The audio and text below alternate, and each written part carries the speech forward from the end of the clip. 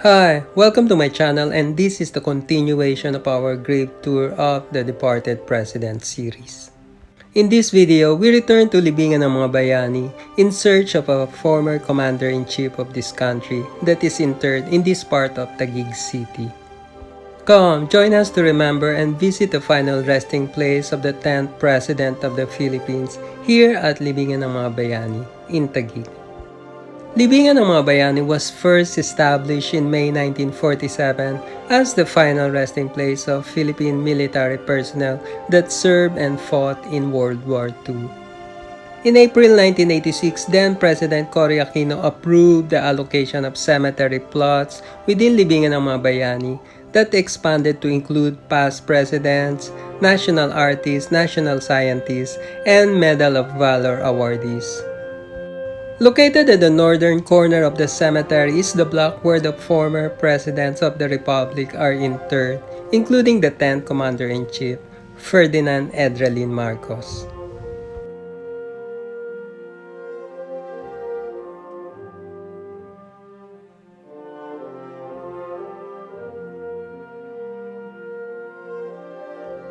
Ferdinand Marcos was born in September 1917 in Batac, Ilocos Norte. Marcos studied at UP and completed Bachelor of Laws cum laude. In 1939, he sat and topped the bar examination and scored 92.35%.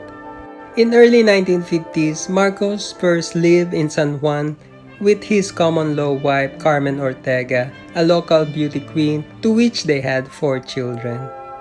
In April 1954, Marcos married Imelda Trinidad Romualdez less than 2 weeks after they first met. The couple had 3 biological children, Bongbong, Aimee, and Irene, and an adopted daughter, Amy. In the early 1970s, Marcos had an affair with former Playboy model Evelyn Hegiesi. They had a daughter named Annalisa Josepa Hegiesi, born in 1970. And now based in Australia. Marcos' public service started in 1949 when he was elected as member of Philippine House of Representatives representing 2nd District of Ilocos Norte, which he served until 1959.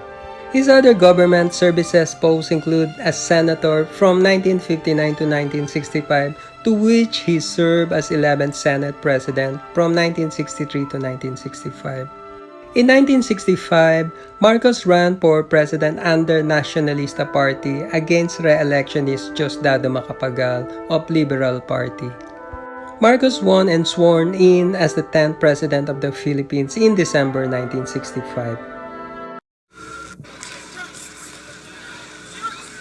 I, Ferdinand Marcos of Batac, Province of Norte, having been elected and proclaimed as President of the Philippines, do hereby solemnly swear that I will faithfully and conscientiously fulfill the duties of President of the Philippines, preserve and defend its Constitution, execute its laws, do justice to every man, and myself to the service of the nation, so help me God. In 1969, Marcos ran for re-election under Nacionalista Party against Sergio Osmeña Jr. of Liberal Party. Marcos won and re-elected for another term and sworn in December 1969. Ako, Ferdinand Marcos ng Batac, lalawigan ng Ilocos Norte,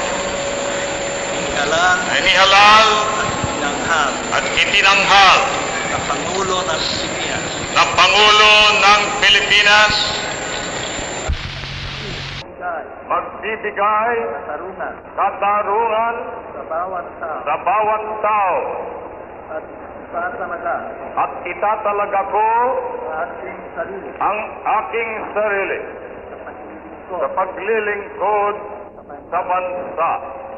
Kasihan nawa ko ng Diyos. In September 1972, Marcos proclaimed the entire country under martial law with Congress abolished under military rule. In January 1981, Marcos lifted martial law and presidential election was held in June of the same year. Marcos ran for re-election under KBL party against Alejo Santos of his former party Nacionalista. Marcos won anew and re-elected for another term and sworn in June 1981. Ferdinand E. Marcos ay taimtim na sumusumpa. Natutuparin ko ng buong katapatan at mabuting pag-iisip ang mga tungkulin ko bilang Pangulo ng Pilipinas na aking pananatilihin at ipagtatanggol ang saligang batas. Isa sa katuparan ko ang mga batas sa paglilingkod sa bayan. Kasi nawa ko na may kapal.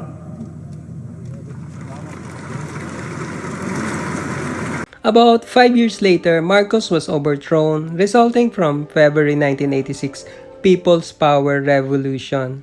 Marcos, his family, and close friends fled and exiled to Hawaii for 7 years.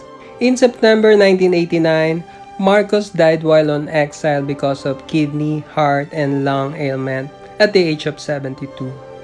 Marcos was initially interred in a private mausoleum at Pyodo-in Temple in Hawaii from 1989 to 1993. During President Fidel Ramos' administration, Marcos' body was brought back and interred in a refrigerated crypt in his hometown in Batac, Ilocos Norte for 23 years from 1993 to 2016. As part of his presidential campaign, Mayor Rodrigo Duterte supported the burial of Marcos at Libingan ng mga Bayani. And in August 2016, President Duterte orders burial of Marcos on the grounds of being a former president and a soldier. In November 2016, with the vote of 9-5, the Supreme Court allowed Marcos to be buried at Libingan ng mga Bayani. On November 18, 2016, Marcos was finally interred 27 years after his death.